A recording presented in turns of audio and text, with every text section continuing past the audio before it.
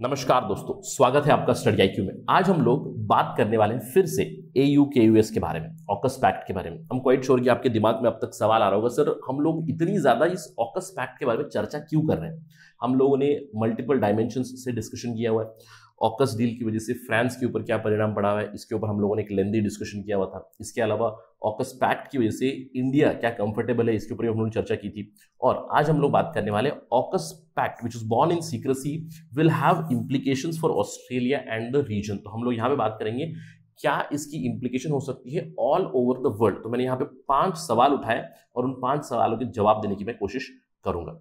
और ये चर्चा क्यों जरूरी होती है, देखिए मैं हमेशा अपनी स्टूडेंट से, एस्पिरेंट से ये कहता हूँ कि इंटरनेशनल रिलेशंस की preparation it becomes very easy, क्योंकि मैं आपको लिटरली बता सकता हूँ कि किस तरह के सवाल आएंगे या फिर किस टॉपिक पे भी सवाल आएंगे।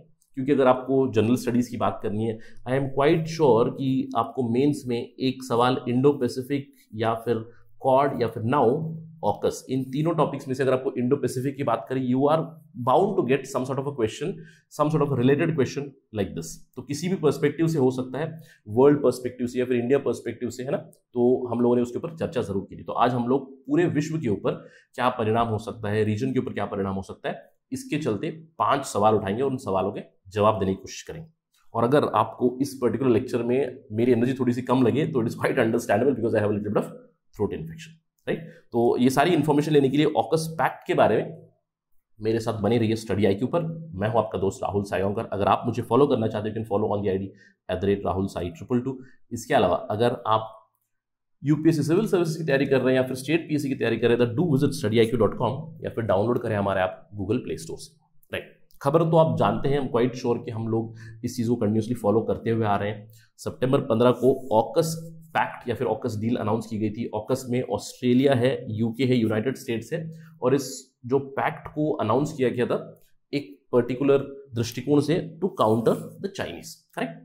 तो इस डील के तहत क्या होने वाला था, हम जानते हैं कि इस डील के तहत Australia is going to get nuclear powered submarine, ये अनाउंस किया गया था, राइट। तो यहाँ पे Australian navy is probably going to get by 2039 they are going to get nuclear powered submarines. और ऑस्ट्रेलिया ऐसा 7वां देश बनेगा पूरे विश्व में जहां पे उनके पास इस तरह की न्यूक्लियर सब्स रहेगी। तो this is going to be a huge deal for Australia and huge deal I would say for the entire Indo Pacific. और हम लोगों ने एक चर्चा की थी ऑस्ट्रेलिया को क्यों सेलेक्ट किया गया, इसके ऊपर भी हमारी चर्चा हुई थी फ्रॉम ऑकस पर्सपेक्टिव, क्योंकि ऑस्ट्रेलिया की लोकेशन काफ़ी सेफर लोकेशन होगी in comparison to South Korea और Japan.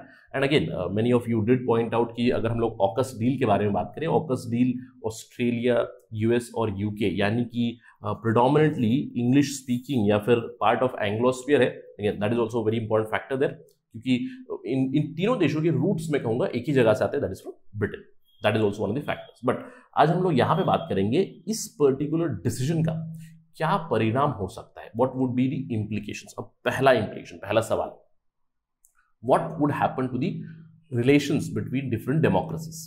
Is AUKUS is a good deal for the world, is AUKUS is a good deal for the democracies. क्योंकि जैसे ही ये deal हुई उसके बाद फ्रांस की काफी तीखी आलोचना हुई इस डील के प्रति। ऑकस डील के चलते फ्रांस का खुद का जो कॉन्ट्रैक्ट था $90 बिलियन, 90 बिलियन ऑस्ट्रेलियन डॉलर्स का जो कॉन्ट्रैक्ट था विद ऑस्ट्रेलिया फॉर सबमरीन, उसको स्क्रैप किया गया। अब उसके बाद फ्रांस ने पब्लिकली इस ऑकस पैक्ट को क्रिटिसाइज किया। फ्रांस के प्रेसिडेंट ने, फ्रांस के फॉरेन मिनिस्टर ने, उन्होंने Australian prime minister Scott Morrison की क्रिटिसिज्म की। उन्होंने कहा we felt like we were backstabbed, यानी कि पीठ में हमारे छुरा भोंका गया, ऐसा लगा। उसके अलावा उन्होंने अपने ऑनवॉइस जो एम्बेसडर्स थे ऑस्ट्रेलिया से वापस बुलाए, यूएस से वापस बुलाए। इनफैक्ट ये कहा जा रहा है कि this is probably the worst crisis in the French American relation since 1960s, क्योंकि 1960s में चार्ल्स डिगॉल ने उस समय में फ्रांस की जो मेंबरशिप थी नेटो से उसको विड्रॉ किया था। तो that is considered as one of the lowest point in US French relations since 1960s। और अभी कह रहे हैं कि it is now going down, it is almost at the nadir since 1960s for sure. तो इसका परिणाम इन डेमोक्रेसीज के ऊपर जरूर हो सकता है, क्योंकि एक तरफ है फ्रांस और दूसरी तरफ है ये टीम जो है यूके यूएस की, ऑस्ट्रेलिया, यूके और यूनाइटेड स्टेट्स की। और मैं कहूंगा हम लोगों ने इसके ऊपर भी चर्चा की थी विद रिस्पेक्ट टू इंडिया, इन दोनों के बीच में इंडिया फंसा हुआ है। और हम लोगों ने बात की थी what are the options available for India for sure. तो at the world level for democracies it is not a very good deal. इसके अलावा अगर हम लोग एक दूसरा सवाल उठाएं, क्या इस पर्टिकुलर ऑकस डील की वजह से ज्यादा कॉन्फ्रंटेशन हो सकती है इंडो पैसिफिक में? अब एक्सपर्ट्स कहते हैं yes, there would be more and more confrontation in the Indo Pacific region. आप यहां पे देख सकते हो Biden doubles down on China confrontation with AUKUS nuke submarine deal and the move is going to make China more and more aggressive, क्योंकि China किसी ना किसी रूप में रिटेलिएट जरूर करेगा। बीजिंग की जो सीज मेंटालिटी है उसकी वजह से रीजनल टेंशंस और भी बढ़ेंगे। हम लोग जानते हैं कि चाइना की पॉलिसी क्या रही है इन द इंडो पैसिफिक। वो अपने पेट्रोल वेसल्स भेजता है कंटिन्यूसली, दूसरों की जो टेरिटरी है, दूसरों की जो एक्सक्लूसिव इकोनॉमिक जोन है उसके अंदर अपने वेसल्स भेजता है। कॉन्फ्रंटेशन नहीं होता है, लेकिन रिपीटेडली दूसरों के एक्सक्लूसिव इकोनॉमिक जोन में अगर आप अपनी वेसल्स भेजोगे तो उससे दूसरे पार्टी की जो लेजिटिमेसी है वहां पे कहीं ना कहीं कम करने की कोशिश जरूर करते हैं चाइना। तो आगे चल के अगर चाइना यही पॉलिसी फॉलो करेगा then maybe Australia might retaliate, तो इसकी वजह से और भी ज्यादा टेंशंस बढ़ सकते हैं in the Indo Pacific region. This is very true. So Indo Pacific region is going to see more and more confrontations going into future. अब इसके अलावा एक तीसरा परिणाम जरूर है। तीसरा परिणाम बहुत ही इंटरेस्टिंग है। बहुत से सिक्योरिटी एक्सपर्ट्स ने यह सवाल उठाया कि will AUKUS lead to nuclear proliferation, right? अब कुछ लोग कहते हैं कि यूनाइटेड स्टेट्स न्यूक्लियर सबमरीन्स दे रहा है ऑस्ट्रेलिया को, इससे न्यूक्लियर प्रोलिफरेशन जरूर होगा। तो क्या थ्रेट है? अब देखिए, दो पहलू से समझते हैं। पहला है ये है कि यूनाइटेड स्टेट्स ने ऑस्ट्रेलिया को अपनी न्यूक्लियर सबमरीन्स दी। अब आपको ध्यान रखना है, ये जो न्यूक्लियर सबमरीन्स है इसके अंदर न्यूक्लियर वेपन्स नहीं है। आपको सबसे पहली चीज वो याद रखनी, it is not nuclear weapons that they are giving a nuclear powered submarine. पहले जो डीजल पावर्ड सबमरीन्स थे उसकी जो कैपेसिटी रहेगी to patrol any sea far away from your territory, refilling की जरूरत पड़ा करती थी। तो अभी अगर न्यूक्लियर पावर्ड सबमरीन रहेंगे तो बहुत दिनों तक बिना रिफिलिंग के they can patrol it. So please remember, जो ये सबमरीन्स जा रही है those are not nuclear, I would say nuclear missile submarines, they are nuclear powered submarines. अब अगला सवाल उठता है कि अगर ऑस्ट्रेलिया को यहां पे न्यूक्लियर पावर्ड सबमरीन्स मिली है तो क्या न्यूक्लियर प्रोलिफरेशन हो सकता है? अब प्रोबेबली नो, क्योंकि अगर हम लोग बात करें ऑस्ट्रेलिया की, इट्स अ डेमोक्रेसी, अगर उसे न्यूक्लियर टेक्नोलॉजी मिल भी गई, न्यूक्लियर प्रोपल्शन टेक्नोलॉजी मिली है और छोटा मोटा जो भी फ्यूल मिलेगा उस न्यूक्लियर रिएक्टर में फ्यूल यूज करेंगे, that would be enriched fuel, you need to understand that. तो चांसेस ऑफ मिसयूज हो सकती है, राइट?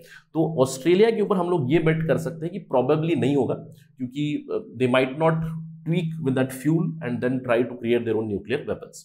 तो एक पहलू है जो न्यूक्लियर प्रोलिफरेशन की बातें हो रही है that may be exaggerated, यानी कि बहुत बड़े स्तर पे बातें चल रही है, उतना ज्यादा खतरा नहीं हो सकता है, राइट? लेकिन एक दूसरा पहलू है जिसके प्रति बिल्कुल न्यूक्लियर प्रोलिफरेशन हो सकता है। अब हाइपोथेटिकल सिचुएशन की बात करते हैं। आज यूनाइटेड स्टेट्स ने ऑस्ट्रेलिया को nuclear powered submarine, powered not nuclear missile submarine, nuclear powered submarine. अब मिसाइल चाहिए तो ऑस्ट्रेलिया खुद की डेवलप करके लगा सकता है, दैट अंडरस्टैंडिंग। और वहां पे मैं कह रहा हूं कि प्रोबेबली ऑस्ट्रेलिया क्योंकि डेमोक्रेसी है, न्यूक्लियर वेपन्स नहीं डेवलप करेगा और मिसाइल्स नहीं लेगा, राइट?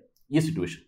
अब दूसरी सिचुएशन है हाइपोथेटिकल, क्योंकि आज यूनाइटेड स्टेट्स ने किया तो कल चाइना ने कह दिया कि भैया मैं अपनी न्यूक्लियर सबमरीन्स बनाऊंगा, अगेन न्यूक्लियर पावर्ड सबमरीन्स, और मैं इस न्यूक्लियर पावर्ड सबमरीन को कल बेचूंगा ईरान को, कल बेचूंगा मैं नॉर्थ कोरिया को। अब सवाल ये उठता है, ये जो प्लेयर्स है ईरान, नॉर्थ कोरिया, इस डील में कोई प्रॉब्लम नहीं है। आपको ये समझना है कि there is no problem in this deal, क्योंकि अगर यूएस एक बिजनेसमैन पर्सपेक्टिव से न्यूक्लियर पावर्ड सबमरीन्स बेच रहा है, और मैंने आपसे वही विकल्प की बात की थी कि इंडिया भी चाहिए तो फ्रांस से खरीद सकता है, and India is not a party to the nuclear non proliferation treaty, आपको याद रखना है। लेकिन हाइपोथेटिकल सिचुएशन में चाइना ने बेच दिया इन लोगों को, कोई गलत काम नहीं किया, केवल बिजनेस एक डील चल रही है जहां पे मैं आपको न्यूक्लियर सबमरीन दे रहा हूं। लेकिन ईरान और नॉर्थ कोरिया वो जो न्यूक्लियर प्रोपल्शन टेक्नोलॉजी है उसको इस्तेमाल करेंगे, उसके अंदर जो एनरिच्ड फ्यूल है उसको इस्तेमाल करेंगे और उनसे वो वेपन्स टेक्नोलॉजी बढ़ाएंगे। तो is it possible in future? तो ये एक पोटेंशियल सिनेरियो बन सकता है where this might be a possibility, अब जिसकी वजह से न्यूक्लियर प्रोलिफरेशन हो सकता है। तो इस पर्टिकुलर ऑकस पैक्ट में कोई प्रोटेक्शन क्लॉज होनी चाहिए जिसके तहत अगर देंगे then Australians they should not tweak और Australian should not engage with manipulation of that enriched fuel. ये सारी चीजें सेफगार्ड्स होनी चाहिए, ऑल्दो अगेन यहाँ पे सेफगार्ड्स होगी तभी ये पोटेंशियल खतरा जरूर रहेगा over the entire world. I hope you understand कि न्यूक्लियर प्रोलिफरेशन की जो बातें चल रही हैं ऑस्ट्रेलिया के पर्सपेक्टिव से शायद कम खतरा होगा, लेकिन आगे चल के अगर चाइना भी वही करेगा जो यूएस कर रहा है तो उससे और भी खतरा बढ़ सकता है। इसके अलावा एक चौथा सवाल उठता है कि ऑस्ट्रेलिया ने ये किया तो इसका न्यूजीलैंड के ऊपर क्या परिणाम पड़ेगा। देखिए न्यूजीलैंड ऑलरेडी एक छोटी सी कंट्री है और जो ऑस्ट्रेलिया न्यूजीलैंड एरिया है उसको न्यूक्लियर फ्री जोन कहा जाता है और ऑलरेडी इनकी ट्रीटी है एंजस ट्रीटी, ऑस्ट्रेलिया न्यूजीलैंड और यूनाइटेड स्टेट्स की एक सिक्योरिटी कलेक्टिव सिक्योरिटी ट्रीटी जरूर है इन लोगों की। तो यहाँ पे इसके तहत न्यूजीलैंड को कहीं ना कहीं बैक ट्रैक कर दिया है, यानी कि ऑस्ट्रेलिया और यूएस ने मिलकर न्यूजीलैंड को साइडलाइन कर दिया। इनफैक्ट न्यूजीलैंड के जो प्राइम मिनिस्टर है यसिंडा आर्डन, उन्होंने एक स्टेटमेंट दिया कि अगर ऑस्ट्रेलिया को न्यूक्लियर सबमरीन्स मिलेंगी भी then they will not be allowed in the New Zealand waters. इसके बाद New Zealand has been labelled a joke after the nuclear free stance blocks, यानी कि उन्होंने कहा कि हमारा जो न्यूक्लियर फ्री जोन है वो अभी भी रहेगा, हमारे वाटर्स में न्यूक्लियर सबमरीन्स अलाउ नहीं करेंगे, ऑस्ट्रेलिया के हो या फिर किसी के भी हो, we will not allow nuclear submarines in our waters. उसके बाद बहुत से एक्सपर्ट्स ने कहा कि New Zealand has been labelled as a joke क्योंकि they do not have the power to counter Australia और काउंटर यूनाइटेड स्टेट्स। तो इससे देखना पड़ेगा what would be the impact on the entire region, क्योंकि Australia USA have signed a deal by sidelining New Zealand also, right. इसके अलावा एक fifth और फाइनल क्वेश्चन जरूर होता है, वो है रियल क्वेश्चन, क्योंकि जब ऑकस डील आई तो ऑकस डील को यह बताया गया कि इससे हम काउंटर करेंगे चाइना को। अब सवाल उठाते हैं can AUKUS really hurt China.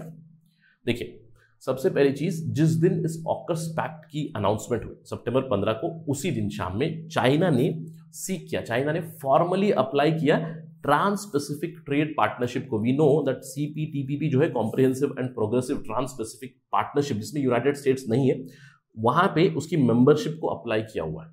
Very shrewd and very interesting move. अब आने वाले समय में पता चलेगा कि क्या उनकी जो मेंबरशिप की एप्लीकेशन है उसको एक्सेप्ट किया जाएगा नहीं किया जाएगा, but nonetheless China has shown interest. और अगर आप देखोगे यहाँ पे दूसरे प्लेयर्स कौन है in the trans Pacific partnership, आपको मिलेंगे साउथ ईस्ट एशियन कंट्रीज, आपको मिलेगा ऑस्ट्रेलिया न्यूजीलैंड, और आपको मिलेगा यहाँ पे यूएस कनाडा और मेक्सिको भी, राइट, क्योंकि वो पैसिफिक पार्टनरशिप है। और वहां पे चाइना ने कहा है कि मैं आऊंगा, although United states is not a party, but earlier जब अनाउंसमेंट हुई थी US was also party.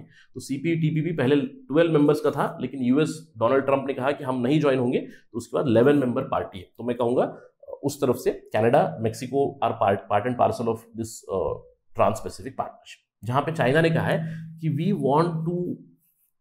Want membership of this. तो this is a very shrewd move कि आप अगर सबमरीन डील की बात कर रहे हो तो मैं अपनी और भी जो ट्रेड रिलेशन है उसको बढ़ाऊंगा, ये दर्शाया है चाइना ने। और चाइना का हमेशा से रवैया यही रहा है कि they do not give importance to such things. जैसे कि आपको याद होगा कि जब इंडिया ने न्यूक्लियर स्टेटस लिया 1998 में, न्यूक्लियर टेस्टिंग जब की, उस समय पे भी बहुत से लोगों ने सैंक्शन लगाए, चाइना ने खुद सैंक्शन नहीं लगाया। चाइना ने कहा कि it is very fine, not an issue.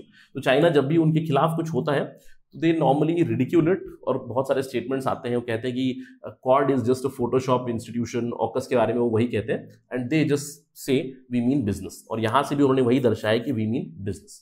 But इसका एक दूसरा पहलू भी होगा, will it hurt China? Probably yes. अब ये इतनी स्मार्ट डील क्यों है ऑकस की डील, जिससे कॉन्फ्रंटेशन बढ़ सकता है? देखिए अगर आप चाइना का मैप देखोगे, यहाँ पे from this side it is Russia Mongolia, तो यहाँ पे तो यूएस का कोई दबदबा है नहीं। अगर आप इस साइड से देखोगे it is Central Asia, on West Asia, थोड़ा सा फार वेस्ट एशिया आपको मिलेगा, और सेंट्रल एशिया यहाँ पे मिलेगा। यहाँ पे जो मेन प्लेयर था पाकिस्तान, वो तो अभी मैं कह सकता हूँ साइडलाइन हो चुका है। तो इस तरफ से they can not hurt China, इस तरफ से they can not hurt China. If they try to attack from this side then it is equally, I would say, equal destruction, क्योंकि China also has capacity to attack United States. That is why United States is using their classic ploy, जो पहले से इस्तेमाल करते आ रहे हैं, कि directly हम कुछ नहीं करेंगे, हम थ्रू अ प्रॉक्सी ये करेंगे। और प्रॉक्सी क्यों कर रहे हैं? क्योंकि अगर आप चाइना का मैप देखें, उनकी जो कोस्ट लाइन है काफी बड़ी है, और most of this coast line comes in Indo Pacific, you can see East China Sea, South China Sea, etcetera. और इसीलिए now they have chosen this Australia as their partner, and probably it might hurt. क्यों? क्योंकि अगर हम security experts की बात करें तो submarines are generally very good at sinking enemy ships, right. और चाइना की अगर हम लोग बात करें, चाइना के बारे में वो कहते हैं कि चाइना इज प्रोबेबली वीकर और I would say terrible at anti submarine warfare till now. उनकी बहुत सारी फ्लीट्स है, बहुत सारी शिप्स है, लेकिन वो एंटी सबमरीन वॉरफेयर में उतने ज्यादा एक्सपर्ट नहीं है।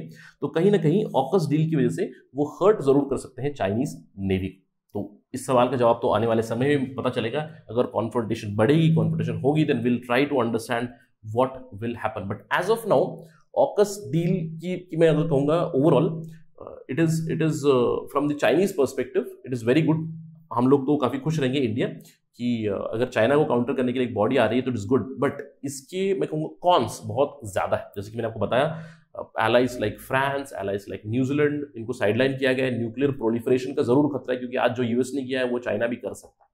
तो आने वाले समय पता चलेगा इसकी क्या डेवलपमेंट होगी, but as of now that is it right now from my side. Thank you for watching. जय हिंद।